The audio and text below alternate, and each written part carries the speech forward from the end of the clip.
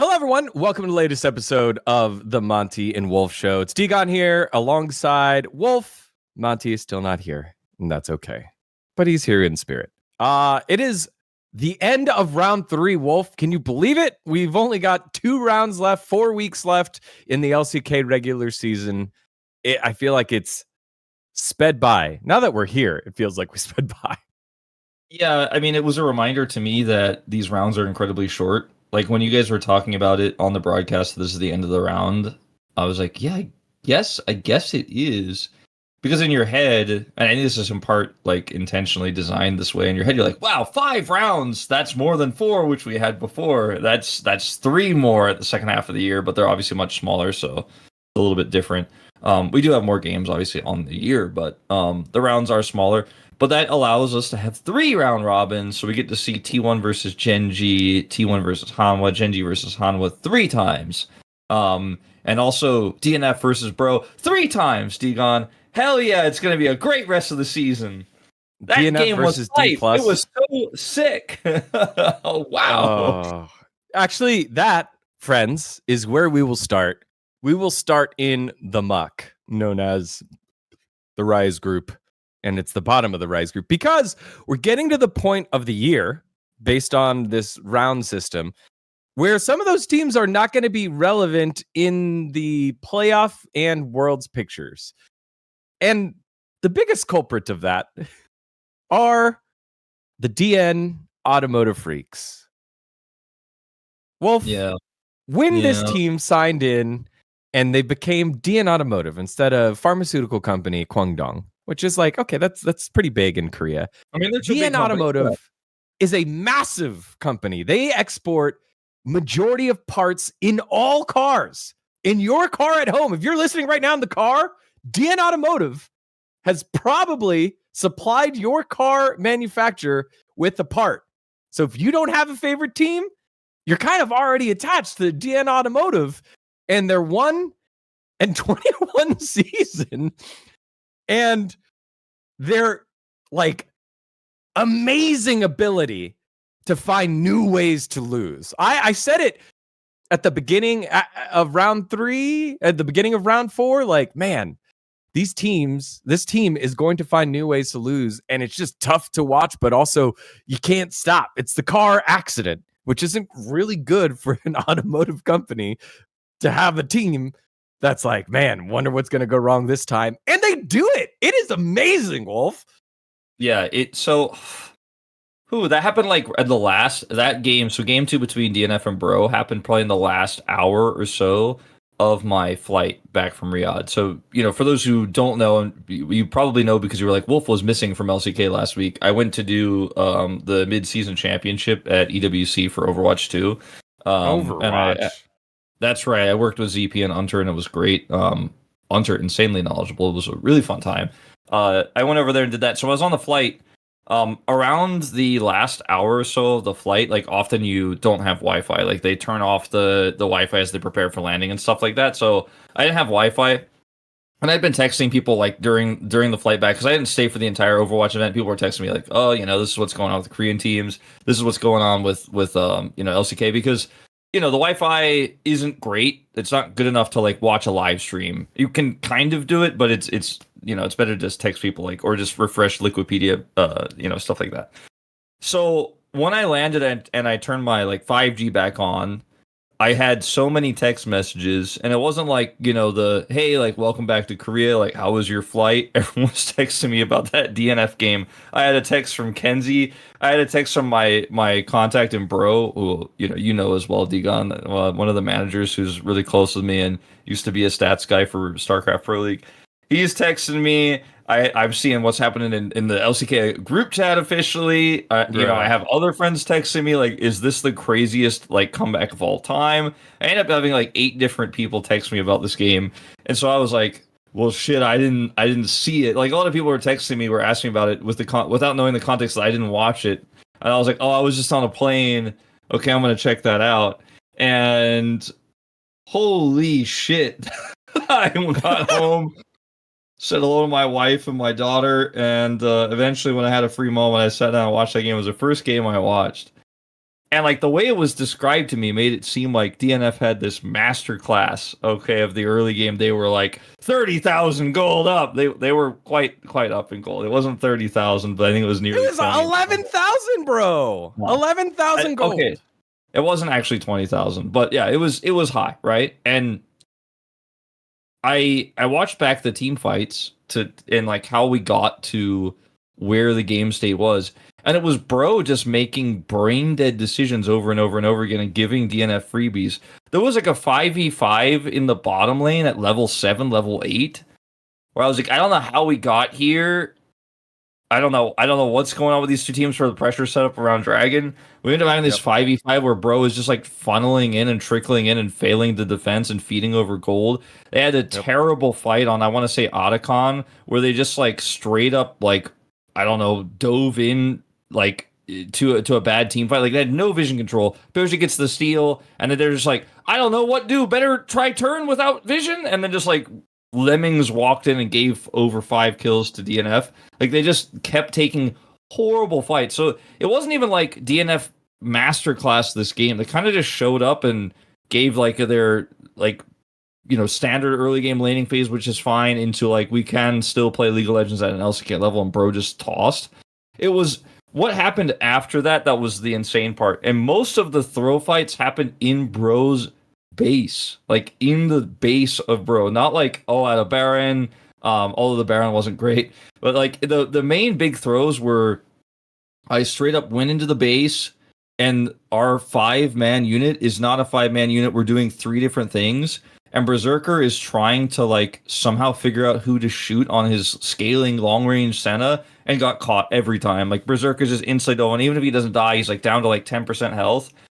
And like the way the fights were and the setup going into the base was so bad for DNF that like even Atlas is casting, right? You could tell in the play-by-play. And if you don't believe me, like go back and watch this. Like Atlas sees how the fight's about to break out. And because he's a fucking masterful play-by-play and an amazing caster, he sets it up instantly from the beginning of the fight. Like, there's no way Bro could do this. No way. Like the play-by-play caster who's like, you know, reacting in the moment, who's trying to set up to use his voice in a way to hype this final fight that, if you look at the game state, likely should be DNF's. The fact that he's able to see like 3 miles ahead that like this is about to be a car crash. This is a trainer. I'm not even disparaging Atlas's analytical ability, by the way. Like that I'm saying he's an incredible caster. So he sees this, right? He's like probably in his head like, I could have set this team fight up better if I was shot calling this, and I'm going to play it in a hype way. And like Atlas just nails those moments and keeps going like, there's no way, right? Because he knows the same way I guarantee you everyone sitting on the analyst desk, I wasn't there, knows this is not going to be a win. These fights are terrible. After the first time, you're like, well, I've seen this before. And I think at that moment, am I wrong, dGon? At that moment, is everyone sitting back there going, yeah, it's over, isn't it? Like, even though there's still like 6,000 gold ahead, you're like, yeah, nah, they can't do it, can they? You're already sure. And Atlas continues to set up this narrative, and the players continue to have these horrible fights in the base, and Berserker continues to get caught, and Morgan is like, I guess I kill him, I don't know. Just so bad. There's no communication. And the tragedy of it, I think, is a little bit oversold, because I think how they got there was Bro just playing really badly, and Bro's normally in the early to mid game quite strong. In fact, I think that's where they're at their strongest, but it was kind of an anomaly for them. And maybe they played better in game 1. Frankly, I didn't watch it. I only watched this one because everyone told me to. And like, it's just DNF was gifted this massive lead. And then, as usual, which is unsurprising, don't know how to play the late game. Don't know how to set up on objectives. Don't know how to team fight. Don't know how to close out a game. Don't know how to crash waves. And is as amazing as it was, this crazy story, the 11,000 gold lead, that, you know, felt like it was 20,000, right? That people were, I swear, texting me it was 30,000. It was just not, like, to put it frankly, it was not capitalized on at all. But it's also what we've come to expect from DNF, that any game is losable. I went to a content shoot yesterday, which I can't talk about yet, but it'll be out at some point. And like, that was the thing everyone was asking me at the content shoot, was like, yo, by the way, did you see that? Did you really? See that? Yeah. And then like the camera, I know who you're with. Like, they were asking. Yeah. The camera guy was like, yo, Yeah, I watched that game, by the way. What a tragedy. Oh And I think no. even the KR side, the Korean side of broadcast compared to us is a little bit more polite. Like they're often a little bit more forgiving. And then Cloud Templar will go on his stream and then say like a really scathing thing about a weak team in still a very polite way. But from some of the clips I've seen and some of the moments I've been able to look on the KR side, even they have kind of pulled the curtain back a little bit on like this team ain't gonna win. It's doomed. It's not happening. And if I'm not mistaken, they're one loss away from getting eliminated from playoffs. I believe they're one loss away. I don't have that lockdown because I don't have the official stats person with me right now, but that's last I heard. Their win rate at 15 minutes when they have a gold lead at 15 minutes is like 34%, which is like insane.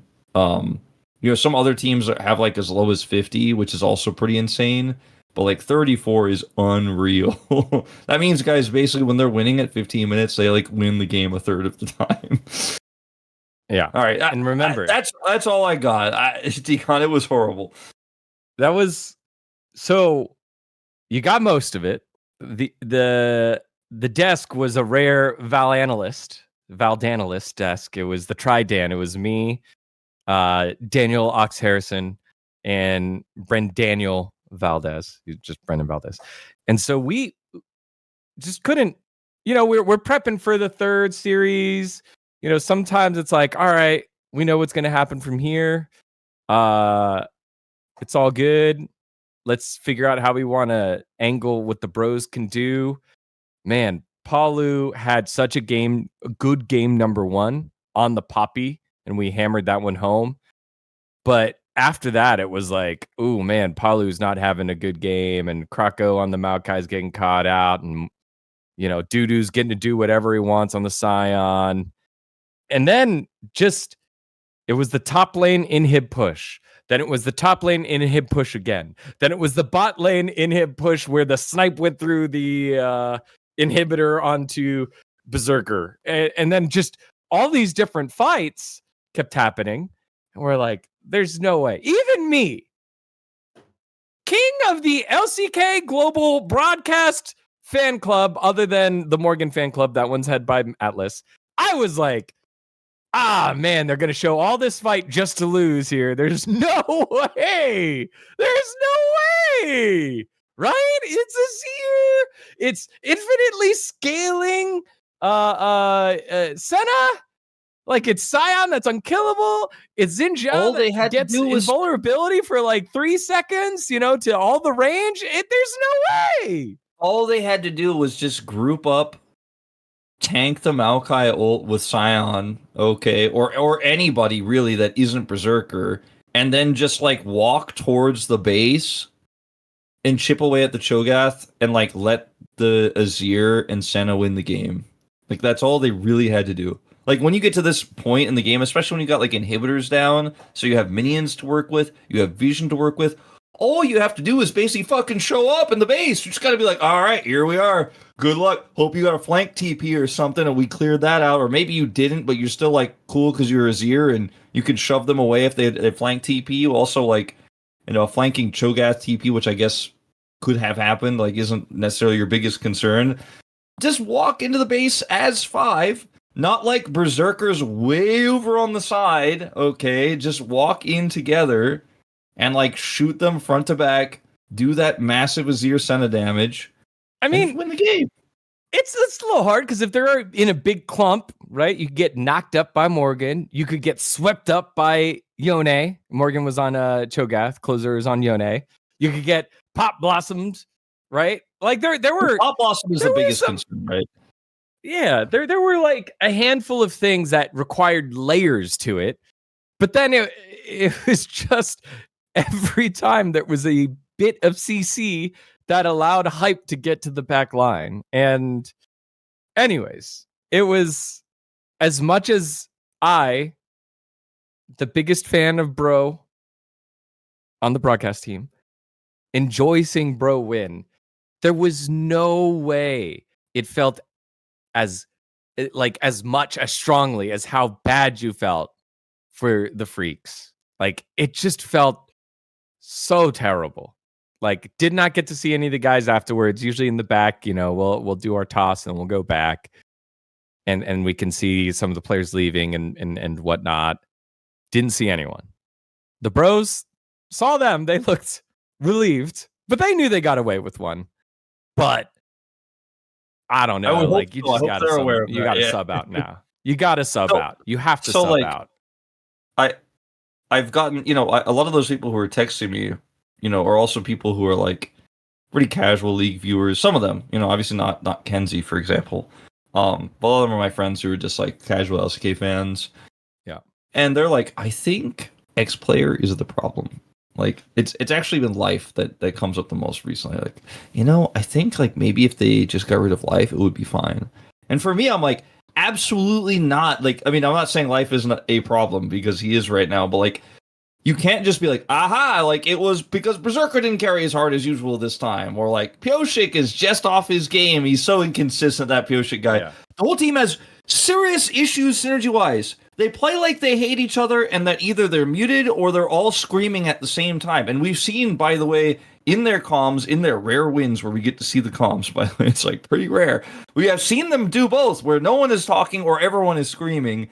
They made claims that they had big strides towards fixing the comms, but it's not showing up in the gameplay. This roster needs to be blown up. Just blow it up, and we'll see you next year. Like, I swear, if I see one more text that's just like, well, obviously Bulldog just can't get it done. He had 3. I'm like, look, if you put this guy on another team, he'll probably do way better. Okay, he did way better on this Kwangdong roster in the past. They just cannot team fight together. There's no unified 5-man unit. There's clearly no overarching shot calling voice, and not every team does that. We've had a lot of interviews and stuff with players coming out, especially recent international events, where not every team has kind of said not every team has a shot caller these days. Like, it's a little bit more sharing of information at the highest level, especially for Korean squads.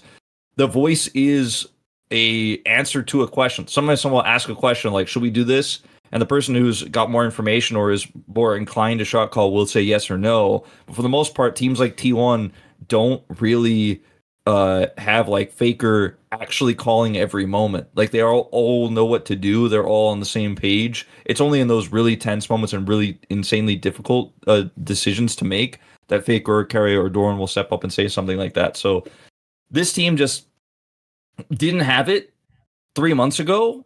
Didn't have it 4 months ago and still doesn't have it, and like they're about to get eliminated.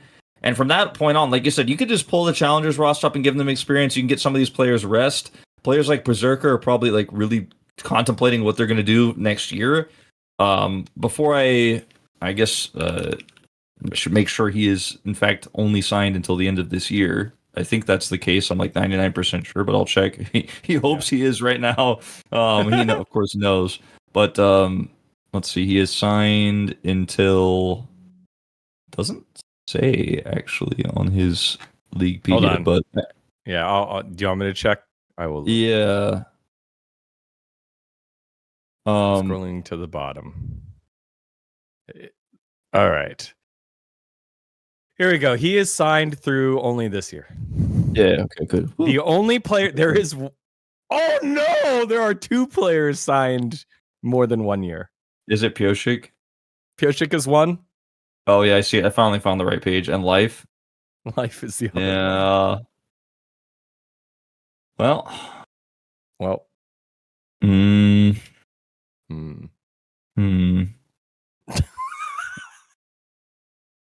That doesn't necessarily mean that they can't trade them or sell them or just have 2 players in the roles.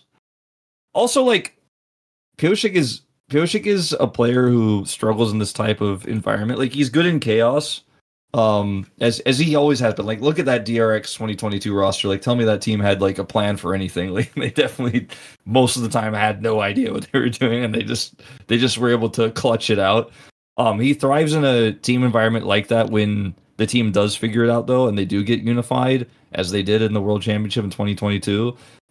This team, when it's chaotic and no one's on the same page, like, any jungler is going to look bad, but Pioshik is the type of player who, like, he will make flippy plays, and if the team doesn't trust him, which it seems like is the case a lot of the time, he just kind of is like, I don't know, you guys can't decide what to do. I guess I'll see if I can flash the wall and smite the objective. Oh no, I couldn't get in. Oh no, my team isn't there to back me up. Oh, I'm dead, and I didn't even get to smite. And like, I don't know. I just blow it up. I'm. You and I are gonna have to commentate this team for 2 more rounds. Well, I mean, desk commentate, whatever. We're gonna be giving our commentary on this show. Maybe, hopefully, not that much on this show in the future, but probably something crazy like this will happen again. We'll talk about it again. Just please stop playing with this roster. I just bring anybody up, give them experience. This roster isn't it, and you're not going to be in playoffs. So, well, the thing is, like, none of the challengers players are signed either through next year. So maybe it is a blow it up and build around. I don't think it's built around life. That's the sad part about this game too. This second game, life looked good. He was, in Cronny's word, the main character of game 2 to get those leads. Like, he had really good engages on the Nautilus, was landing it consistently and forcing summoners out of hype that made hype then just kind of hype played like such a baby in the early game. I was getting so frustrated with him. But then late game, hype to the moon. He knows how to ult to the back line and blow him up. But I was getting so frustrated. And that was on the back of life. But other than this game, I struggle to remember a time where hype looked good. I mean, life looked good. Like, yeah, I mean, almost all Quantum is on the Challengers team. Quantum is but he's not signed. He's not signed. Like, what's the point? Yeah. What's the point? Well, is it going to be like professional culture of like, hey man, you've had a great career. We'll let you play it out if you guys want to. Like, do they owe it to the players because they're vets? It's tricky because like they could have used Quantum much earlier in the year. Remember they used Doiv very briefly and they put Pyoshik in jail for a minute and Pungyan. Yeah, Pungyan came out like twice, right? I think Lancer has improved a lot. Like when Lancer first came into the scene, we were like, I don't know, this guy's probably like bottom 3 top laners and challengers. But like there's some real talent here. I think Slayer reminds me of like a young Taeyoon, but obviously he's not really LCK ready yet, in my opinion. But he's had some good games. He's had some bad games. His Kespa Cup games were more on the bad side when Atlas and I were casting him very recently. But like this roster could just get thrown in the gauntlet and lose every game and get massive experience because it's better than the scrims they're probably going to get. Yeah, and it's still the same result. But if you use the real roster, they lose every time anyways, dGon, so might as well. Like, and at this point, if you're DN freaks, like if you're DN automotive, are you happy with your investment? No, hell no. So are you gonna like, you have 2 choices to make. You tell, Soup, the owner, right? So I think at this point, most people realize that Soup, formerly of Freak, is still the ownership of this team, and DN Freaks is a title sponsor like Kwangdong was before. If you're Soup, you're like, okay, Daddy DN, like, if you give us some real money, I promise maybe we can get some Koreans that want to come back from China. Maybe we could like get Kyle or something. If he's not happy, if he's tired of eating Chinese food, maybe Kana is like, man, I've tried to carry as hard as I can, and like I don't have anything else. That's all you got. You gotta get like Exodus Koreans who want to come back to Korea. You have to have big money to get them. But like next year, that's your bet, because like you said, this Challengers roster isn't going to be a top 9 team in the LCK. I don't think, dGon. I don't think it's a top 9 team. And so what do you do? Like, how do you fix this?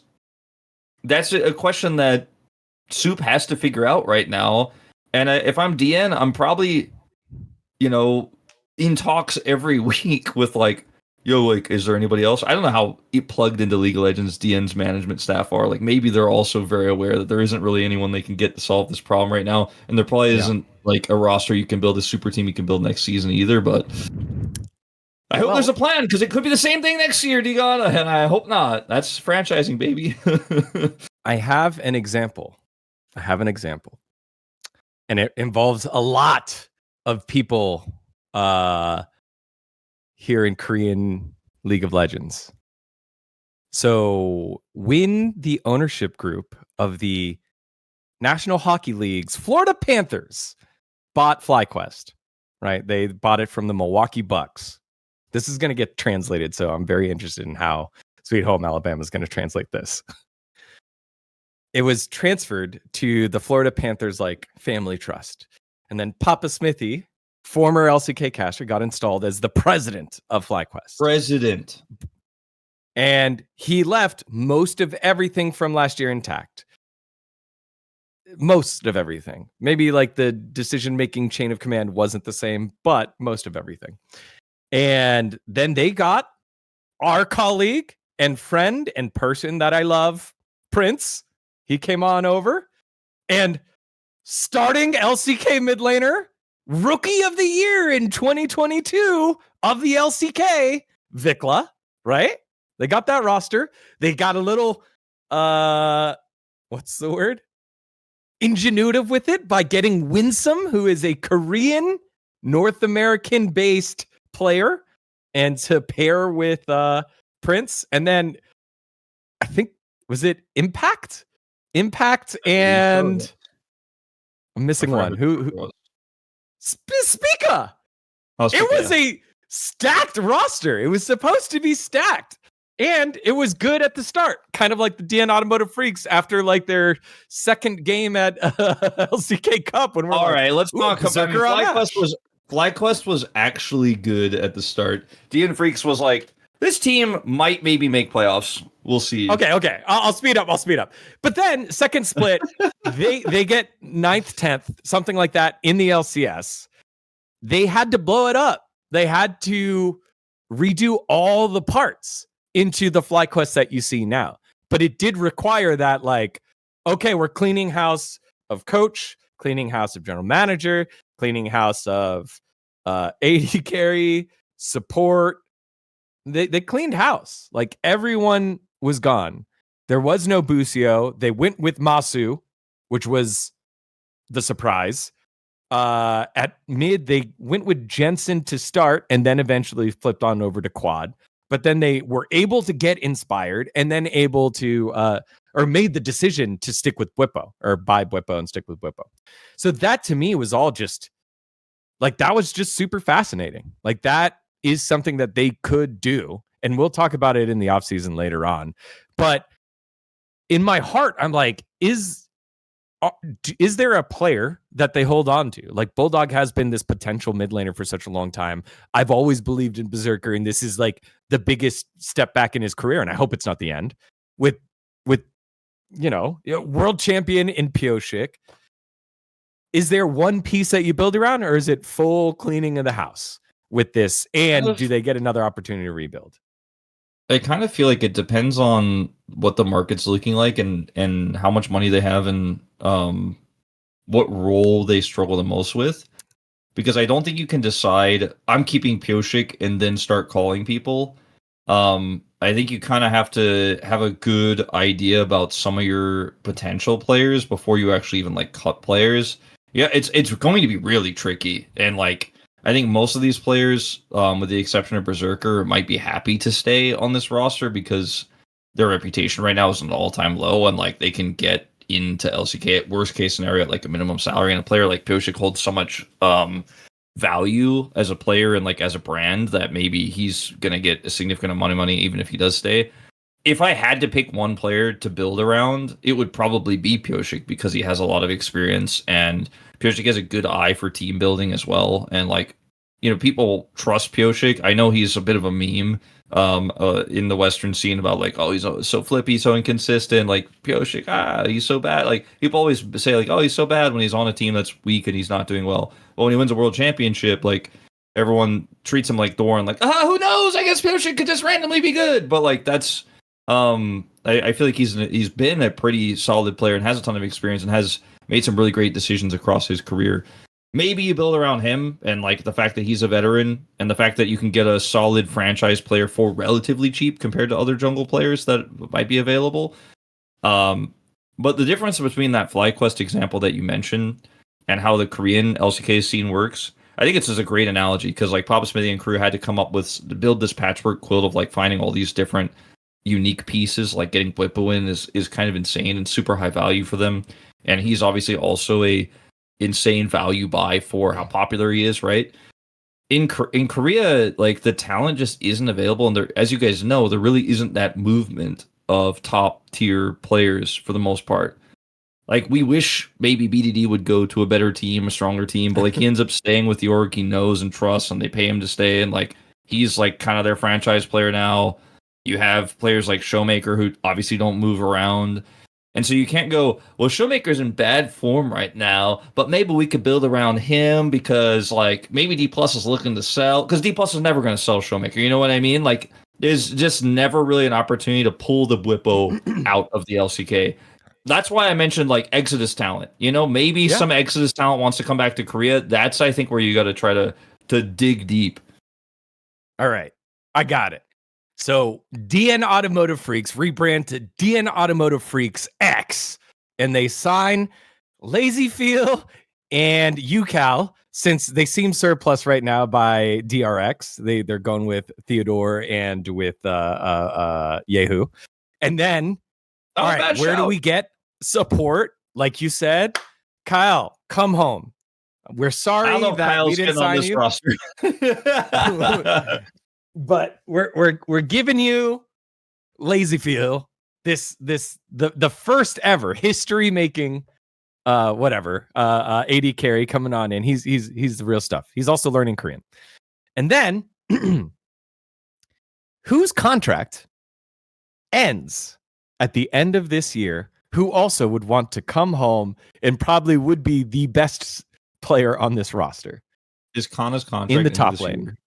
In the top Kana's lane. contract ending this year? Kana's contract is ending this year. French fans, don't hate me. The DN Automotive Freaks X need their top laner back. I just feel like this is the most ideal thing. But like with how much money Kana is likely making at Carmine and his reputation in Europe, obviously as a carry top laner who's like literally single-handedly carried games on his own, it's hard to convince him to come back without at least like 80% of the offer that he gets in LEC. Like I think Korean players are often willing to take like 80% of what they would get overseas to come back to Korea because you're back in Korea. And like that 20% money is less valuable than like I get to see my family, I get to see my friends, I get to speak Korean again, I get to eat Korean food again, I get to be comfortable. I'm actually at home, I'm not just a mercenary. And also for a lot of players, you know, who've been very public and vocal about this, who's returned to Korea, I wanted to win an LCK. You know, I went overseas, I did well. Sometimes they don't even win the LPL, the LCS, the LEC, but they get a top playoff finish. They obviously prove themselves there, but they're like, you know, LCK is harder. It's more legit. It's where I want to be. It has the stronger reputation. I want to come back. I could see Kana coming back, especially because in terms of where he ended up when he left the LCK, he wasn't considered to be like a top buy. So I don't think, you know, one of the top four teams, like I don't think a legend group is looking for Kana necessarily. Maybe like KT could be because of Perfect's recent form. Like maybe KT, like Nongshim have King and they're not probably looking for Kana right now. But otherwise, maybe he's the guy. Like I could see if you put the money in, you know, if you convince DN like, oh, this roster had a lot of potential. We went a little budget this year. To kind of prove ourselves, like, oh, we can actually have good results with poor budget. Okay, that didn't work out, but like maybe this time give us money and like we'll buy a team that can get Legend Group. And you have to convince DN or like dig into the soup pockets, right? Like you don't have to use DN's money. No. You're checking the wrong pockets, Wolf. You're checking the wrong pockets. The pockets go from, all right, you want to sign Kana? Well, can he read? Can he appear on camera? And then can he say in 1971, Dong Ah Tire and Rubber was founded in Busan City.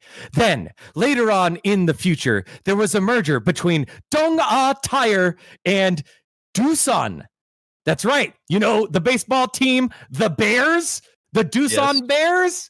Yes. Doosan Machine Tools merged, providing opportunities for the DN Group to spearhead the global market as technology-intensive company in both automotive and machinery fronts in 2022. And then back in 2024, they merged once again with Dong Ah Tire because we had to let go of it and come back. And just like those companies merged together, me, Kana, world-renowned destroyer of Europe, has now come back to merge with DN Automotive Freaks. Cheers. Sign, work, do all your automotive parts with DN Automotive. Boom, done. Pay him the money, get him here, and holy shit, let's never see a team lose this much ever again. When I was at that content shoot I told you about, I explained, they were like, what's the foreign fan reaction to DNF? And I explained that DNF stands for, and this will be great on FM Korea for sure. I explained that DNF stands for did not finish. In regards to like racing, like races, like basically like it's another way to say like the racer retired. Yes. And they lost it because they were like, oh my god, it's so true, like I can never finish the game. And I was like, yeah. This is like why on the English side we thought this was kind of a unusual branding choice to make the tricode DNF, etc. We get it because like DNF, DN Automotive plus the freaks, the soup freaks, which would otherwise be the name, right, if they didn't have a title sponsor. It does make sense, but like DNF ends up being quite hilarious in this regard. But yeah, maybe if the automotive parts of the machine were working better, if this was a car, or maybe if they had that Dong Ah tire, as you kept calling it, wheels, maybe the car would finish. Maybe they could have wheels tire sponsorship. I don't know, dGon, but I need this team to not just be like, it's okay, we called up Quantum and otherwise kept the roster mostly the same next year, and DN was happy to give us a similar budget. Luckily for us, they didn't just drop out. Yeah, that's what I fear will actually, in fact, happen. Not that they drop out. I think they'll stay. I don't know how long their contract period is. I don't even know if that's public. But I think it's likely we'll just get another budget roster next year. And maybe the players will figure out how to talk to each other in team fight. Because I don't think it can get much worse than this. I agree. I need to. How did we talk about this for like 30 minutes? I don't know. Because it was probably the biggest news from this week, and also for our fans at home, we will be talking about these teams less because they're starting to get knocked out. They're starting to become irrelevant in the Worlds and playoffs picture, and so we've got to be able to, enjoy it while it lasts. So speaking of enjoying it while it lasts, I want to give you the timestamp of when my heart got crushed.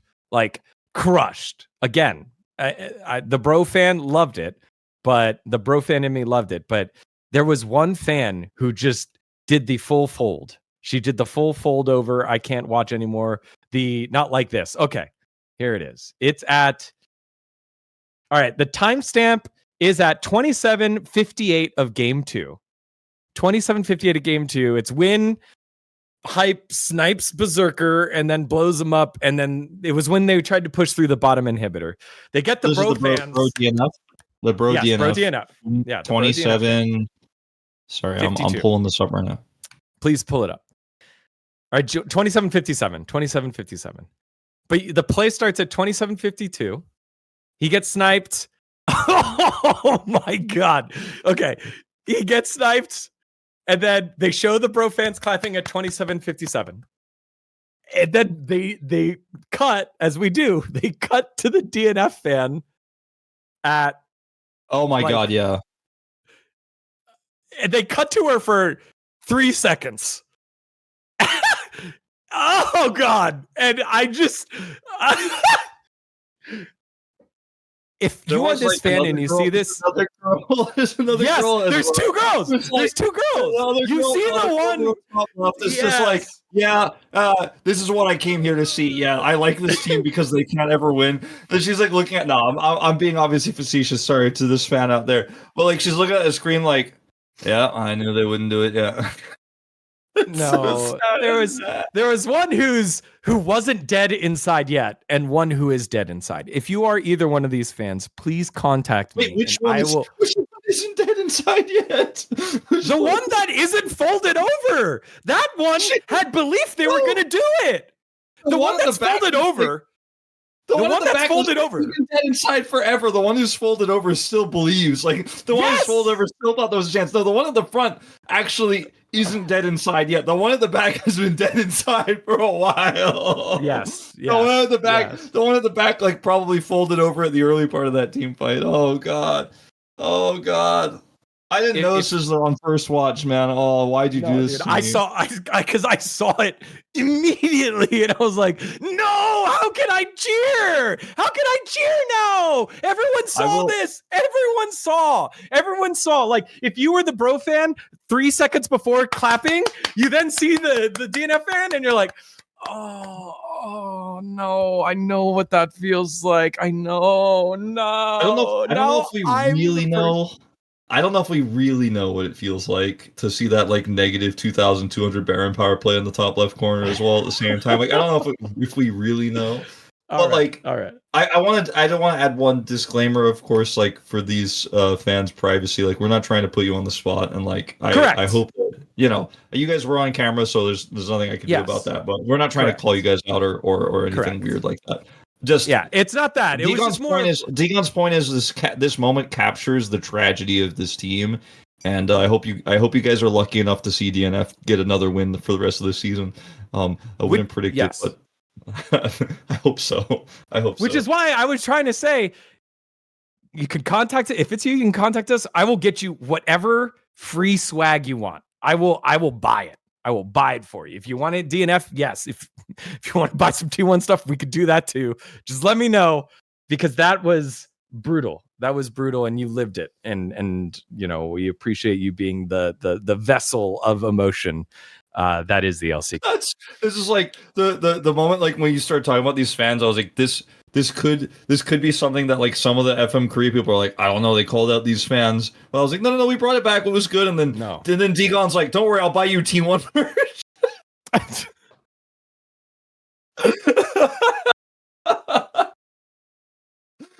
All right, whatever you want, T1 in particular, wink, like. You want GenG stuff? I'll buy you whatever you want. You a fan of BDD? Sure. Like, I got you. All right. If you want old DRX stuff, I'll see what I can do. All right. Okay. We're done. All right. Well, we go from the DN Automotive Freaks. Actually, I'm not sure where we're going after that. I need a second. You want to talk about KT? Want to talk about KTT1? Which game one was like pretty interesting, and then it wasn't? We will, Wolf. But before we do, it's time to remind you about our friends over at Raycon. Now, don't you love when one of your favorites come back? Kind of like the bros came back against the DN Automotive Freaks. Well, this July, guess who's back and better than ever? It's Raycon's fan favorite everyday earbud classic, now packing active noise cancellation. Who's ready for the return of their favorite everyday earbuds? They're the perfect way to tune out all the noise around you and tune in to something great.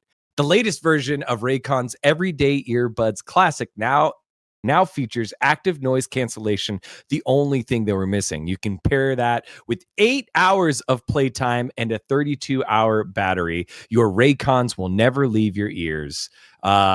Wolf has his now. Boom. Do you have yours? Yes. Yeah, I do. He has his now. You can see like what the really slim case looks like as well. These are my unopened ones because I got them actually while I was traveling. They'll be in my ears tonight. They're very compact. Noise canceling is obviously a huge deal for people like me who travel on planes where people are, there's a screaming baby or, it's just the plane noise is loud. Drowning the plane noise out, like even the noise of the engines, I think is really quite useful for a lot of people. Whether I'm watching like my friend's anime recommendation, I watch Free Run on my plane. It's pretty good. Or I'm like watching VODs that I downloaded to study for an esports event that I'm going to. Like, it's super helpful to have that. and they fit just in my pocket or like in the seat pocket in front of me. Even if it's like a really small one that could only fit like a water bottle, I put that in there. If you want to take them out because your food came, your meal service came in or whatever, you want to take them out there. They fit super easy. If you got a big bulky, headset on, not as comfortable. And this is great for travel, great for everyday use, obviously, when you're going to school, to work. So yeah, just check it out. Boom. And Icon returns. Get yours today with free shipping on every pair of Raycon earbuds. So head on over to buyraycon.com/M&W to get 20% off the fan favorite everyday earbuds classic. Right now, Raycon is offering 20% off their everyday earbuds classic. Buyraycon.com/M&W. This was sponsored by Raycon. Thanks to our friends over at Raycon for supporting the show. And I can't wait to get mine as well. Updating from my previous pair, my periwinkle. I'm going for rose gold wolf. I feel like that fits me. I went with the classic color just because it's simple and elegant. Periwinkle's fine though as well. Yeah, boring wolf. Just going with the basic color. Rose gold is like, it's a good color. Anyway, let's not get into colors too much. You guys can make your own choice. Yeah. All right. I don't want to influence that. Let's get to T1's week. It started off with the telecom war that was like, I don't know. What was like a one-sided. It was eventually affair. Extremely one-sided. However, Peter went sicko mode on the Nautilus in game 1. You remember that game where like Peter is actually in the top lane in the lane swap, making like all these incredible plays, flashing Carrier's root going in. Like there were a few plays he made that were mechanically beautiful, and then the cast was like, yeah, but like Duck Dom's at like 10% health, and like they gotta get out of there. But it was really cool. And then he goes back in. Like his Nautilus was really quite a thing to behold. And I can't remember 100%, but I believe in the draft, like they denied the Nico from him, and that's been his best pick. But to see Peter just go insane on this Nautilus when he's been more like Nico Alistair focused for a lot of this year is pretty crazy. Like Peter's glow up has been insane. We've talked about it on the show already, but it just seems like he hasn't even hit his ceiling yet. So that's really exciting to me. That's kind of one of my big takeaways for how KT played this series is. Yeah, this team is kind of not hitting the highs we've seen from them earlier this year. Like the playoff run we thought might happen kind of got stagnated by Perfect, who's still having a bit of struggles. But BDD Cuz always going to be robust. Peter looking good. Duck Dom improved. This roster actually kind of feels like maybe there could be some late run that does happen. They're in the Legend group, so naturally they are going to look worse than when they were just playing against half Rise teams, half Legends teams, where they could stomp some of the bottom ones, sometimes upset some of the higher ones. I think some of those upsets are still coming. And I think in game 1 we could have had that. They just got outplayed by T1 in team fights. But KT played the map really well. They played extremely aggressively. They looked for picks. As soon as T1 got control, it became a one-sided game. And then game 2, kind of a similar story where KT had some nice pick setups, but ultimately fell flat. So I know we had a small tech issue, a small hiccup there. But anyway, bottom line, KT looked pretty good in the early game of both games. I think bringing T1 to the brink, but T1 also kind of answering back also is a very good look, especially in that game 1 turnaround where KT had so much control, and T1 were still just able to out team fight them incredibly well. It was just a good look overall. It's one of those telecom wars where you have a very clear favorite coming in, and then sometimes, some of our analysts are like, I'm just going to pred KT because around this time of year, KT randomly upsets in the telecom war. And then KT kind of almost did in that first game. So good look from T1. Gumayusi, insane week. The guy absolutely popped off. So I thought that series was disappointing if you're a KT fan. But as an analyst of the LCK, I'm like, okay, it's a good look that KT kind of kept it interesting. Because I thought also this was going to be a T1 2-0 stomp where it wasn't even really a game. Game 2 was kind of like that. Game 1, though, it was a game. Peter said, I'm going to make it a game. That's interesting because to me, I think it felt more of a letdown. I expected more out of KT, even though we picked T1, and it just felt like it feels like there's such a big gap and divide between GenG and T1 and GenG T1 and then a big step to Hanwha, and then a gigantic gulf between Hanwha and Nongshim and KT. And it feels like Nongshim and KT only have that match to look forward to in the groups for now. Like one of them will sneak into playoffs, the other one will play play-ins. And I think whoever goes down to play-ins will do better in playoffs, if that makes sense. Like, I think they need games where they're going to win and they can function and they can execute these things, because we're skipping to the second KT series. I had Cronny on the desk with me, and he brought up a very good point of there are issues with the team where it's not necessarily just Perfect's fault. It's the macro setup. There was a moment where I think it was in game 1 where Perfect got super fed on the Aurora. GenG gave Aurora over to Perfect, and he dies under tower because KT's taking the Drake, and Ruler is farming on Kai'Sa at bot lane by himself, and there just is no counterplay. And Perfect dies, and he gets the flack for it. And kind of like what we were saying earlier, Perfect is getting flack because there are times where he does mess up, especially in like the rotations and this. It's not quite the macro, but the steps before the macro or after the macro. But this one was a team macro issue, and this keeps happening. And we keep kind of giving BDD a pass because his KDA is there, because he's making the moments, because, you know, he had the quote the other week where it's like, well, I don't know how to, I'm not 100% sure what we should be reviewing. And, you know, like, should we be reviewing laning? He said something to that accord right afterwards. It was post game and he was heated, and we get that. But that was like, yeah, that's our BDD, our leader, or whatever. But then he's not executing. On the Talia in game 2, he missed so many seismic shoves where the team goes in, they're setting up for him. Cuz is ganking, Peter's there, the wall's in place, and he just misses it. Chovy's able to sidestep it. Yes, it's Chovy or whatever, but you can't miss those moments. You can't miss those moments because the team is selling out for you to be the guy, and then you miss it. And so I think it's a little bit more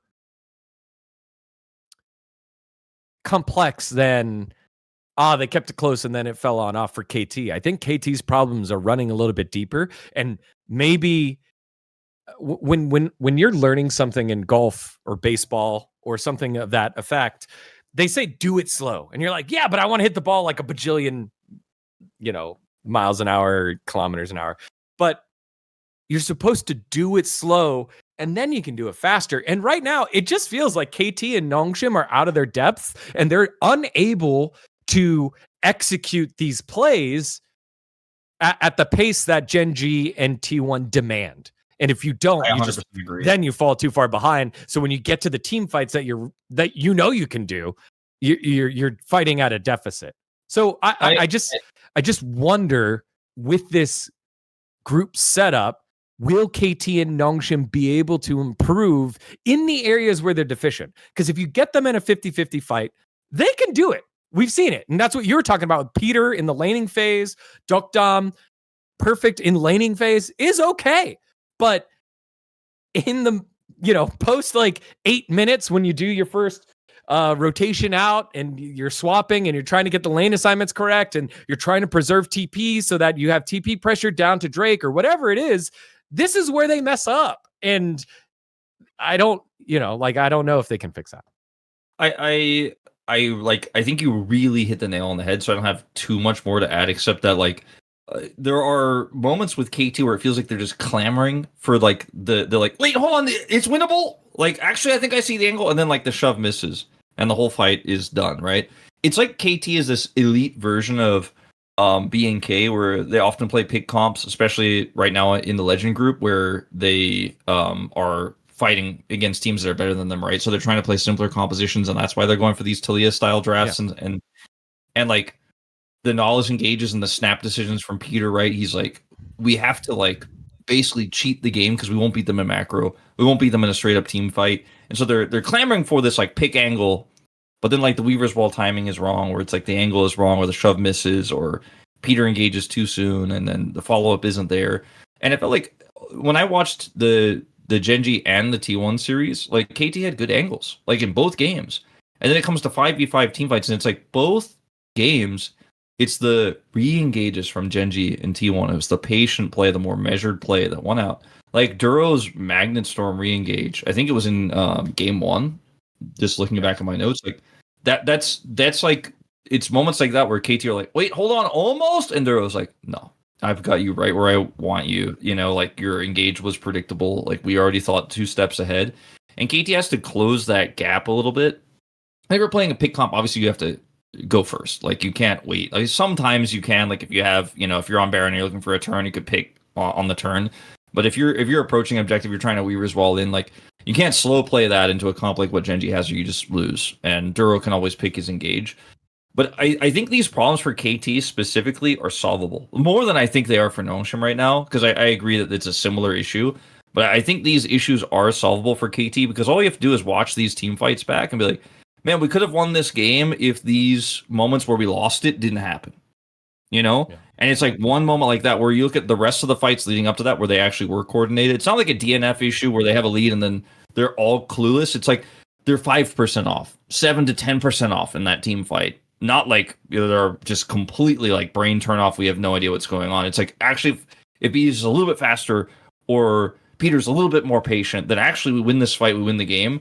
I think this is solvable with good coaching, and that's what gives me hope. Now, I'm not saying that like KT will just suddenly in 2 weeks be able to fix all their problems and they'll have a great playoff run.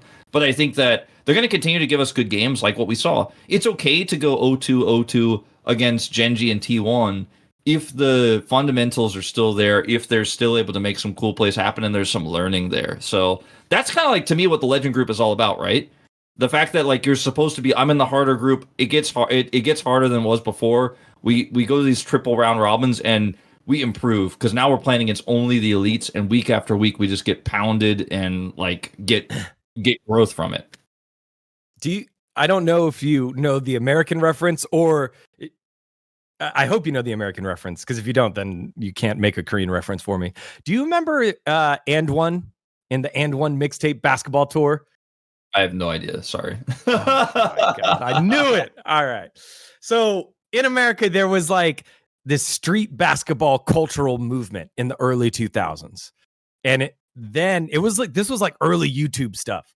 And it was like street ballers from New York City, Atlanta, from the Bay, like all these guys that were just crazy. And One was a shoe company. Was a basketball shoe company. It was like Nike. I'm looking this up, and I do kind of remember this. There's like a PlayStation 2 game and stuff. Yes, I do kind of remember this. Yeah, and it was like street basketball. They would like, you know, skirt by some of the rules, like, you know, like the way that you dribble, you can't like reset or whatever. They would let you do that, but then it was all about the handles and stuff. That's what I worry about for KT and Nongshim. And as much as you're saying, the fundamentals are good, you know, it'd be like they're getting styled on, like dunked on, like between the legs. And like while it's going on, there's like a guy with an MC being like, oh, the professor, oh, giving him the juice, oh, the professor. You know, and these guys were legends. Skip to my Lou, hot sauce, the professor. That's you remember there were those games like NFL Street or whatever. Yes, NFL Blitz. Yeah, NFL Blitz. Yeah, that's the one I'm thinking of. Where like it's not really, it's like not actually the rules of football, and like you can press a button to like actually just like shove people down or punch them or whatever. Like, yes, that's what I'm seeing and feeling when GenG and T1 play, and Hanwha did this to Nongshim, because T1 destroyed the telecom war, and then Hanwha said, hold my noodles, noodle boy, I've got a Saturday showdown to prep for, and then did the same exact thing to Nongshim, and it just felt like so crazy. And we got to do this 2 more times.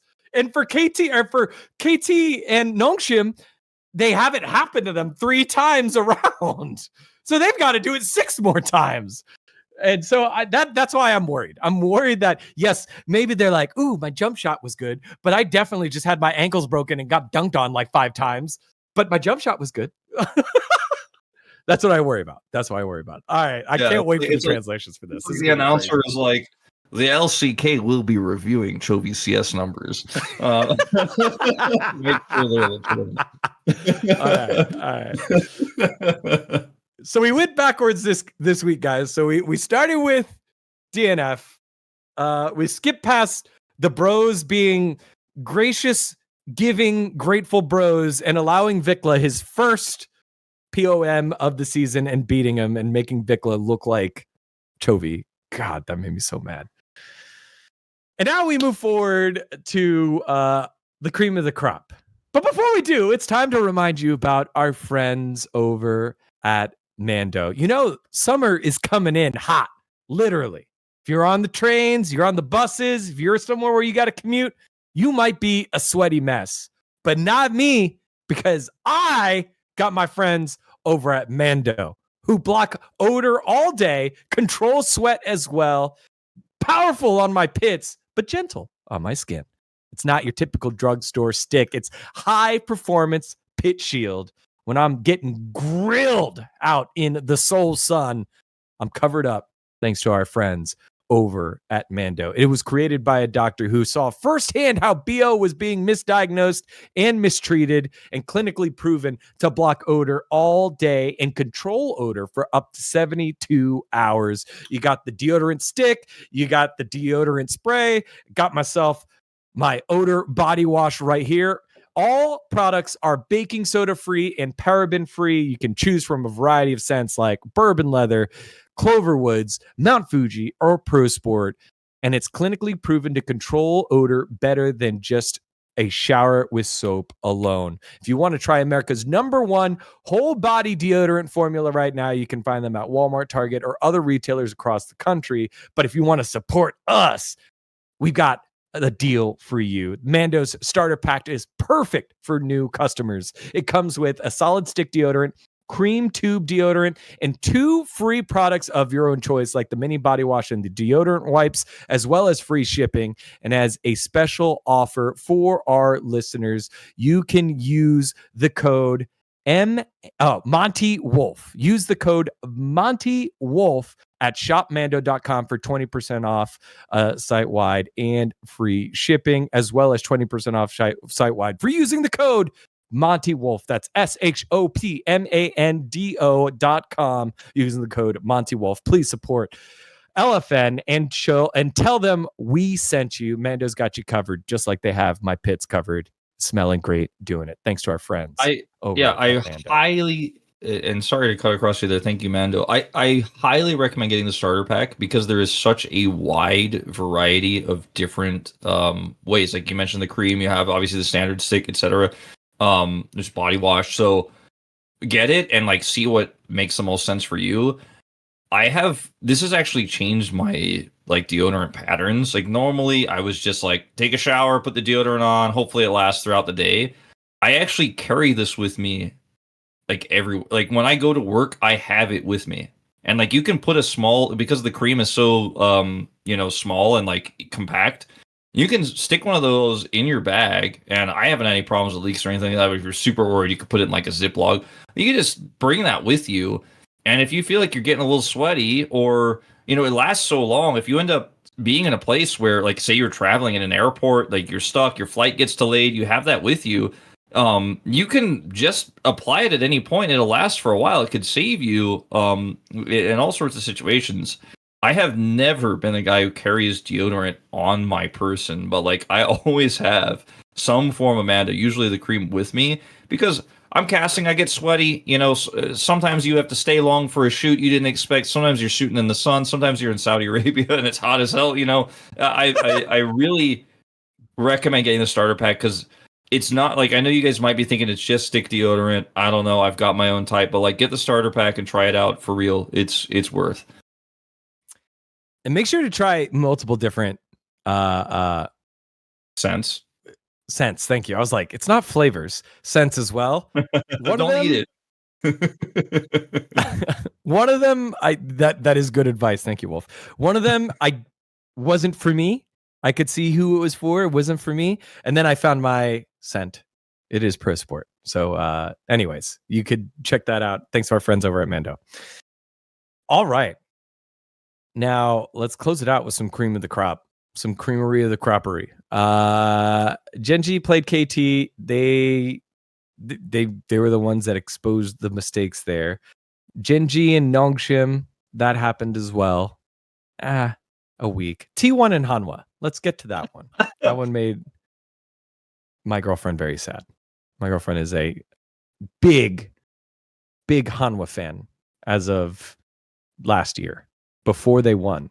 She's the reason why I know all of the content that Hanwha does. Did you know that their chef is just the coolest person ever? Like the personal chef. She's like old school. Did you know? Did you know I filmed content with her and ate Budechige with her? What? Oh, I'm so jealous, dude. Like maybe one day you'll get on the show. Oh, I don't know if you're still running one it. Day. Did you? It was called One Guy Me. It was like oh god, what was it called? It was called like Hanwha's Healing Time or something like that, or healing cooking. I don't remember the exact name of the show, but like anyway, I went there. I ate with the chef. It was amazing. And you know, we have. Go ahead.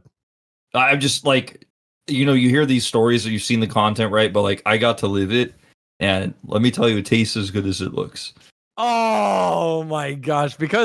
So we watch that content all the time, and then because of that, when I take Korean classes and Korean lessons, and so when the friends come into town, they're like, "Oh my god, you get to see all the players! Like, you know, is there anyone that you want to see? You want to meet? Like, oh my god, you get to see Faker, Chovy." I'm like, no, I want to meet Hanwha, Hanwha chef Ajuma team member, because she seems the coolest. Thank you, producer Andrew. Oh my god, it's the episode with Wolf.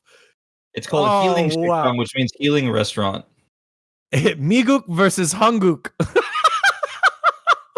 That means American versus Korean, and again, Korean food or whatever.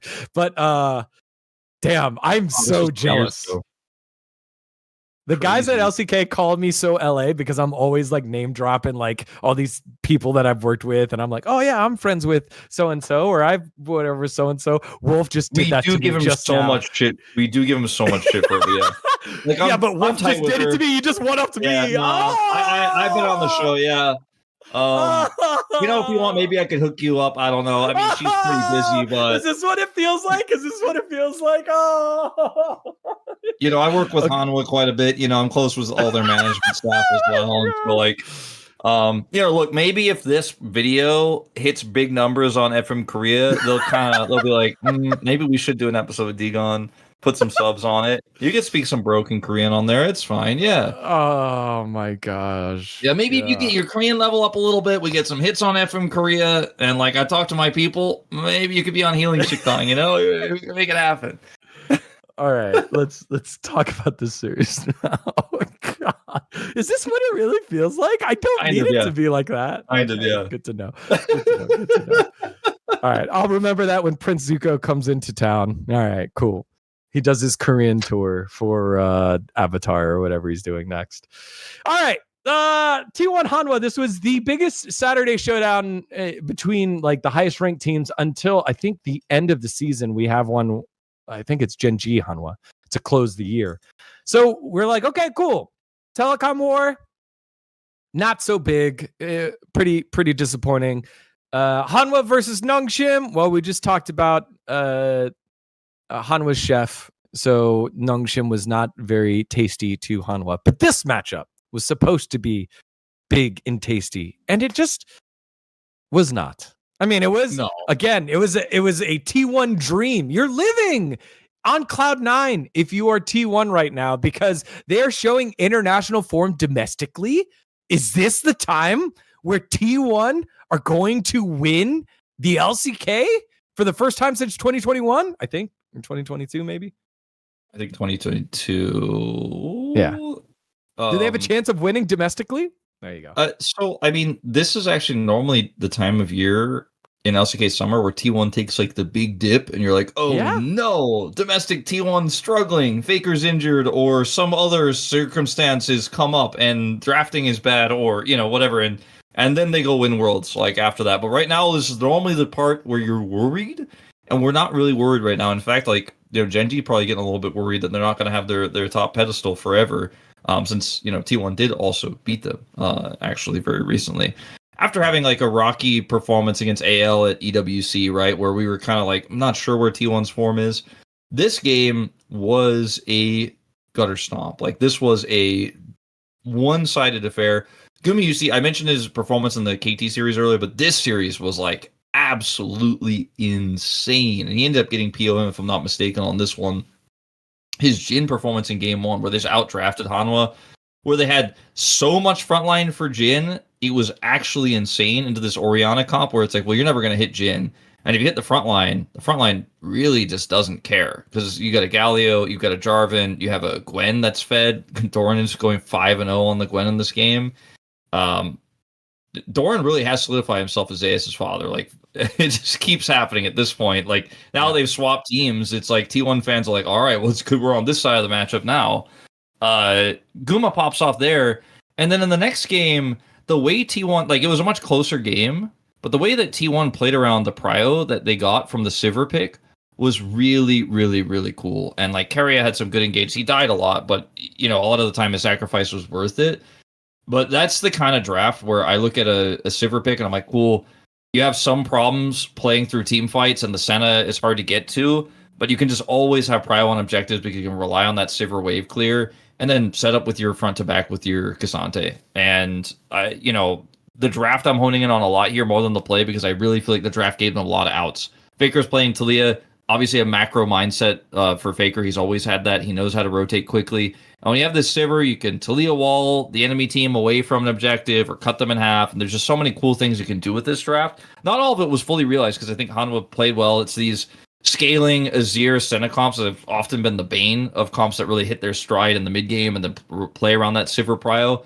But T1 always had control. They always had the objective set up when it mattered most and had enough engage, even with a Trundle composition, because they had that Nico that they could get themselves out of it. So, game one was kind of like the stompy, okay, Hanwha is just not even on the same tier. And then game two was the impressive T1 win. Kind of like what I was saying before about T1's impressive win over KT, where KT had a lot of leads, but T1 just out-team fight. T1 just outdo them, just outclass them. You got a lot of leads, that's cool and all, but actually we're the better squad. That's what game two felt like to me. Whereas game one was like, yeah, you can't even, like, are you supposed to be in the legend group? Are you sure? Can I see your legend group card? Like, can you show me?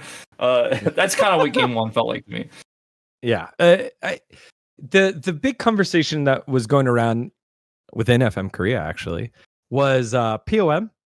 It did go to Guma, actually, right? Before we get to that, sure it went to Guma, right? It went to Guma. It did go to Guma. Actually, we'll just do that first, and then we'll go back to Hanwha. A lot of us did feel like Guma played good, but especially in game one, that was off the back of Keria's Bard. Like that felt like, oh, this should be a Keria POM for sure, no problem. And it wasn't that. I'm going back to the votes here just to triple check. And it was like kind of a surprise that he got it. It's fine. But I just felt like this is either really a Faker. Faker played well. Keria played well. Guma did the cleanup boom boom damage. And like put the exclamation point on the highlight plays, but there's a sentence before the exclamation point, no? And it just felt, I want to take a look at the votes one more time because I felt like it was soup and media. We had a couple of crazy soup and media joints happen. I'm trying to find it. Where is it? While he looks it up, I mean, I felt like Guma's performance he was like, the way the drafts were built were around him and he had to deliver and he absolutely did.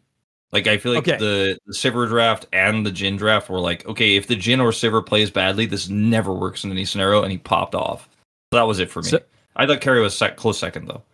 So it was 2 KR cast, 1 Vietnamese cast, and then 2 media, 1 soup. that led to it.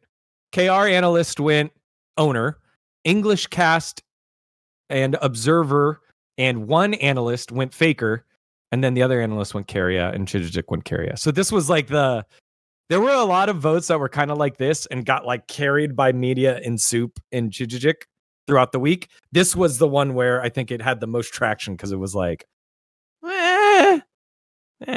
okay. Wait. So you're saying Chijijik and Soup voted for Carria, or no? Soup and media voted for Guma. Chijijik voted for Carria, but then analyst voted owner. Korean analyst voted owner. English analyst voted Faker Carrier. John Strong voted Faker, and English cast voted. All right, I'm gonna guess. I'm gonna guess because I didn't watch the desk. Apologies. That the analyst that voted Faker was Wadid. Am I right? Yeah, you were right. Because I feel like this is one of those Wadid macro votes, which is warranted. But I know how like Wadid votes, and I'm like, I bet he's like, no, look at what Faker did in the side lane, which set up everything. I could see that for sure. That was really good meta read. The POM meta is spicy, y'all. So when you all at home have the opportunity to vote on Super Chijijik and you mess it up, you're part of the meta. You're messing with the meta. Okay. So all right. Anyways, I think any of those votes are fine. I mean, owner was a little bit weird. I mean, I don't think he had a bad series by any means, but like that one's a little bit weird. I just feel like he was clearly not as impactful. But like everyone had a part to play. It's a one-sided series. That's what happens. You know, in one-sided series, sometimes everyone gets votes. Well, the big play from this series, the big play from this series was obviously game 2. Zeka. They have Baron. They do the long ass, I think it was like 2 to 3 fights around Baron, and eventually Hanwha get Baron. They trade for Soul against T1, so they're on a timer, and then they're pushing bot lane tower, and then just Zeka makes a mechanical mistake on the Azir and tries to dash backwards, then dashes forwards onto the tower, then has to Zonias, then tries to ult anybody, misses, they all die, and that's how T1 end up closing the game out. It just felt tough for Zeka, who, although got bullied a lot in the mid lane and had a lot of people in his lane throughout, absorbed a lot of pressure, had, I thought, a good series. He finished 2-6 in game 1. And so people are like, that's not so good. But he was absorbing so much pressure from Carrier, from owner, and obviously Faker as well. And it just felt like, I'm worried that Hanwha are going to not be able to reach the high heights if Zeka doesn't have one of these like pick-me-up performances against one of the top 2 teams. Like Peanut will be fine. Like Peanut's going to be Peanut, and it is a coin flip no matter what. But you need Zeka firing off as well, because Viper's going to be fine. Peanut is you're used to what he's going to be. Zeus is going to create the pressure that he always does. His scoreline doesn't matter. He's going to be impactful. But you need that secondary mid lane carry. And right now, Zeka, I don't want Zeka to fall in the DN Automotive Freaks trap of like not being able to finish the fight. He needs to finish the game against Faker. He needs to finish the game against Chovy and be the reason why they win. He hasn't had a performance like that it's in a long time. Yeah, it's been a while since Zeka has been kind of the pop-off guy, and even though we've spent a lot of time talking about how like it's not a he's not a melee carry, you know, focused player. He's got a wide champion pool now, and he can play Galio, he can play Azir, etc., etc. He hasn't had consistent performances, and he hasn't had the clutch factor that I think he's so known for. Like people forget because it's been a while. Zeka's kind of been a passenger in a lot of these games where he's kind of helped peel for Viper or is otherwise just kind of scaling. Earlier this year, you know, we were calling him the super soldier all the time. Again, his Galio was insane. Like we haven't used those monikers in a while because he hasn't really clutched, you know? And I'm not sure what's going on with that, but the clutch isn't there. And sometimes the anti-clutch is there, whether it's him or Peanut. And like that last fight you mentioned in the big fail on ending the game into T1 just being like, well, that was a close call, but I guess we just end now. He's not the kind of thing that you want to be seeing from Hanwha. It's just we talked about it a lot, and like the casters at EWC especially were like really digging into this because we're like, what happened to Hanwha? They lost to AL early. It's like the setup on objectives just isn't as clean as GenG or T1s. Like T1 and GenG see the game 2 steps ahead. Hanwha often are like, okay, we got vision, we're ahead. Like, surely Delight just carries. Like, surely Delight's engaged is just good enough to get us over the line because I know Viper isn't going to get caught. As long as Viper doesn't die, doesn't get caught by a flank or something, Delight goes in and it's just going to be easy. Like, that's kind of, it seems like how HLE have been for a while because it's worked for so long that, like, if everyone just stays the same, like, we'll just keep Delight engaging and popping off in team fights because our macro and laning is insane and we have Zeus now. But the rest of the teams have gotten better, and it feels like Hanwha's still kind of running in place a little bit in terms of how they fight on objectives. In a meta where you really need to have prio, you need to be able to contest for prio, you need to have clean fights or re-engages that we're just not seeing.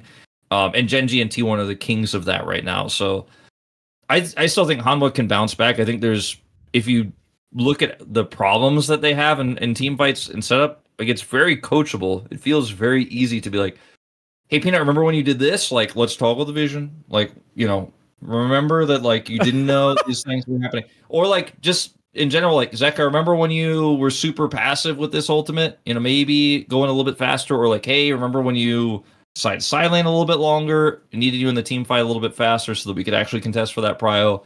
These types of things, I think, are very easy for the coaching staff to look at and pause and be like, watch this 30-second clip. And, like, let's make sure this doesn't happen again. So I'm not worried for Hanwha because I do think that there'll be a solid rep for us for Worlds. I think that's obviously the expectation is they will be going.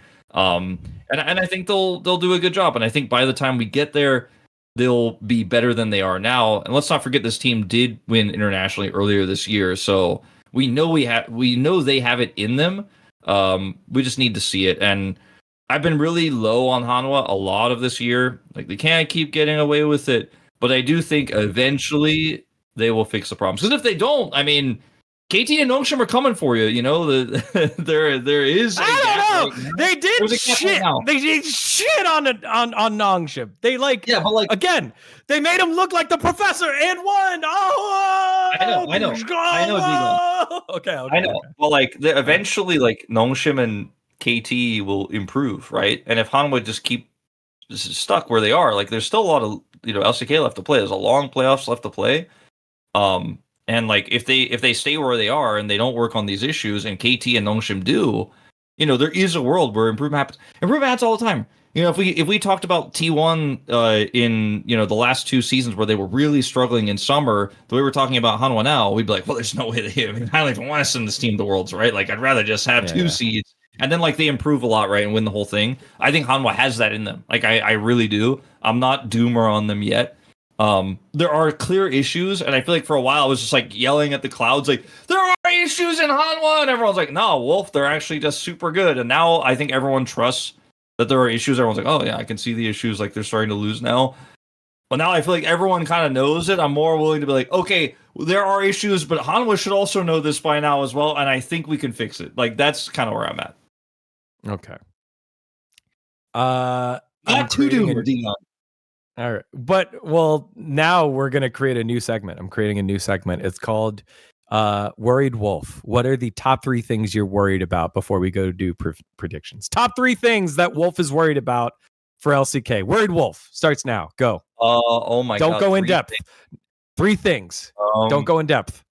I'm casting 2 days back to back after jet lag. It's a little bit concerning. I'm like, oh, well, will my voice hold out? Like, I think I'll be okay. I'm recovered. Yeah. I think I'll be fine. Well, what snacks in the vending machine have changed since I've been gone? Are the M&Ms back? Like, or we still just have the weird Kit Kats that are only bigger size. They're only single bar. They used to have the regular Kit Kats, and I really like that, and they're gone now. Yeah. And last one. And how positive is Chronicler going to be about D+ this week with the upcoming schedule they have? Because it looks kind of viable. It looks like you may want to trust. Like they do have this week DNF and BNK, so you might be wanting to trust. But I'm not trusting dGon, and I'm worried that D+ are going to lose to BNK, and Chronicler's going to lose his mind. I threw a DNF prediction in there. somewhere. I actually need to go look at our work chat to see where I threw it in. I don't think you did it All against right. D+. I threw it in there. All right. Here we go. Time for predictions. Hanwha Nongshim. Hanwha Life, obviously, yeah. This right. week is like relatively straightforward. There are a few moments where you're not sure. Bro and BNK Fearex. They go back-to-back weeks. I think I went Bro here, actually. I'm going to check to be sure. I think it's because I want to make sure my in a Preds row. line up. It's 8 series in a row for BNK Fearex against Bro. Let me see. This one's tough for me because, yeah, they did 2-0 last week, but I think Bro had the better fundamentals right now. And I don't trust Vikla, and I trust Closer. But I want to make sure that my Preds line up. Well, nope, I went BNK. I went BNK. So I guess I was a recency bias guy, and I locked it in. Because this one is arguably the toughest one of the week. Yeah. Right? Like, it is. I mean, I think it is. Or GenG T1. We'll get to that. All right. So I'm Bro, obviously. But just last time out, it was Vikla. It was Vikla, who is 11 out of 10 mid laner. And not in terms of score, in terms of placement. And he got his first POM against my Bros. And it was just so frustrating. I don't think it's going to happen again necessarily. I think it'll be a close series. DRX DNF. Well, based on what happened to DNF and Bro, I'm gonna have to go strongly on the side of DRX. Personally, that's crazy. This is the upset. We're back, boys. Nothing. I feel like I say this every week. If I was in the room for DNF, this is what I would say. It can't get worse than this, guys. Let's win. It can't get worse than this. No one's expecting anything from us. It can't get worse than this. Well, what can happen is 2 early game leads against a struggling DRX. Like, Rich is having problems. Okay. You know, the top lane's not going so well. Maybe Teddy's on a scaling pick. It looks like, oh, maybe it's going pretty well. Maybe you're up 3,000 gold, and then 20 minutes we got to fight for Soul Point. We got to fight for Herald even before that, and everything falls apart. And DRX just are like, Teddy's the guy right now. Teddy's him. He's back, and they just get outclassed and lose tragically in game 1, and game 2 is even more one side, and they get knocked out of playoff contention. So yeah, I think I can get worse, dGon. I think you're saying it can't get worse a little bit too early. If they lose tomorrow and are knocked out, like again, I'm 90% sure they're knocked out if they lose tomorrow. Then it can't get worse. Like then it's like, okay, it's really just done. All right. So I that's my sleeper pick of the week. Maybe GenG T1. Who you got? I think I'm going with GenG. I think they are the stronger team right now. I do think that they have the better macro reads, and T1 has looked a little bit vulnerable in their early games. And I think GenG will punish that, and you give GenG a lead, like they don't lose it the way that KT did, right? They don't lose it the way that Hanwha did, where you're one team fight mistake away from losing to T1, but GenG doesn't give you that team fight. GenG doesn't make that mistake. So I think it'll be a close series. I think it should go 3 games. I hope it does, because that would be fun. And I'm also casting it, so like I'm personally invested in that. And it'll be a great, refreshing series after DRX DNF earlier in the day. So fingers crossed. And I'm hoping that it goes the distance, but I'm gonna have to go GenG. All right, me too. You said everything that I wanted to say. Also, all right, GenG not jet lagged anymore. So true. True. Wolf hates the jet lag excuse. BNK Fearex versus D+. I'm pretty sure I'm going BNK here.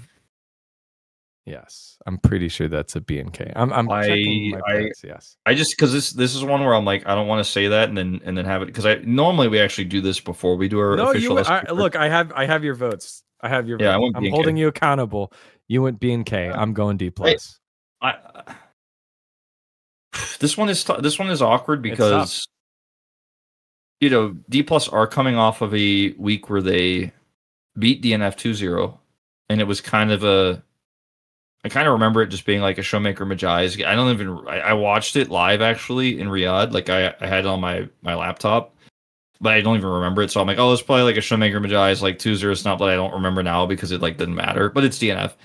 Then they struggled against DRX. Like, not only was it a 2-1, but like the games were not decisive for D plus. So that's, and then you look at like the heroics that BNK had and Vikla had against Bro. Sure, they lost to DRX, but this is really a vote against D plus more than it is a vote for BNK. You know what I mean? Like, I can't trust D plus at all in any sense right now. And if you had asked me 3 weeks ago, even though D plus were still struggling, then I'd be like, well, Vikla, there's no chance. And now I'm like, well, maybe Vikla actually can go toe to toe with Showmaker. No, this can't happen. Showmaker was I'm cooking with his picks. Yeah, I think I'm the only so one. far. Yes, you are so far. Not everyone's votes are in, but that's fine. Then we go Hanwha here. Yeah. And then the next day, Saturday Showdown, DRX versus Bro. Ooh. We have one dissenter who isn't a bro, but it's not on this show. I think that the problem with voting DRX here is that it assumes a lot. Like, it assumes Rich is going to be able to deal with Morgan, who's had a bit of a resurgence, to be fair. I think it assumes that Bro are going to give DRX the opportunity for Teddy to carry in the late game. I think Bro's going to get pretty big tempo vibes early on. And by tempo vibes, I actually just mean tempo leads because they play early and they play early well, whereas DRX has historically kind of struggled there. And I think Bro also had a pretty trying week where, like, yeah, you lost to BNK.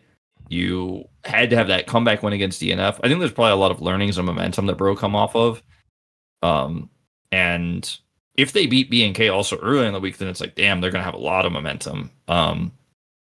So I give them the edge there. DRX, to me, I like that Teddy is doing well. Like, I think that is very good for the LCK. I'm still kind of not 100% on board of how DRX, the org, has kind of set up this team this year.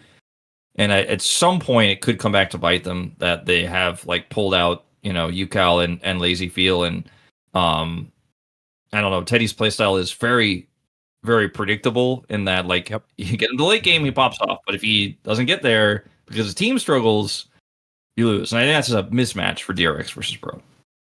Yeah. That's what I'm hoping for. Tempo vibes. Nongshim T1. No Nongshim magic there. Not this time. I don't think so. I think T1's 2-1 form. I think Lehens is having some issues he needs to work out. All right, let's close it out.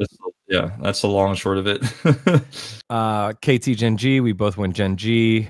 We'll just skip past GenG. That series could be good. Like, I think it could be good like it was just last week. I think it could be fun. I still think GenG will 2-0, but I think it'll be interesting. I don't think that series will be boring. And then this is the trap game, man. This is, like, I wanted to pick this one, but I felt like it was going to be DRX that are the ones that get surprised. But DNF versus D+, that's scary. You see the world where, like, to do it. You see the world where Pioshik camps, Showmaker, Bulldog gets ahead. Okay, it's suddenly, like, Showmaker's so far behind that he can't play the weird pick he's on. Like, he's trying to play LeBlanc, but he's behind for some reason, or he's, like, trying to play mid Zillion, and you're like, oh man, Showmaker, you thought you could play Zillion because it's DNF, and, like, this comp makes no sense. DNF are, like, massively ahead. We get to, like, Soul Point, okay, where it's like DNF has 3 dragons to D+ is 1. D+ got the 1. They're like, okay, we're playing this weird comp, we're gonna do it. And then Shield finds the flank angle, and then Berserker dies, and then, like, the whole team falls apart because no one was peeling for him because they were trying to chase, like, I don't know, Showmaker on the side or something, and then, like, everything falls apart and DNF loses anyways. Yeah, I could see that. I could see DNF almost winning and then losing once, maybe in the second game, but it could be in the first game, and then the other game is a stomp. Yeah, I could see it being, like, almost interesting, and the D+ is like, look, we're not that bad, okay? That's where I'm at with the series. Yeah. All right. Yeah, we're both D+ predators there. Okay. Well, week 12, it's the beginning of round number 4. It is blown by, and we will basically be doing these matchups all over again. It does lead to some stompy days, but it also leads to some super long days because teams are evenly matched in terms of their team strength. So we'll have all that covered for you all next week. Any final words, Wolf, before we close it on off? No, I'm ready for LCK. It was weird to be gone, and that's weird to say weird to be gone when you're a weird dGon over there. I don't know. That came out weird. What else to say? I'm out of here. Bye. See you guys later. Thank you to everyone for watching. Please like and subscribe. And we'll see you next week for more Monte Wolf. Bye-bye.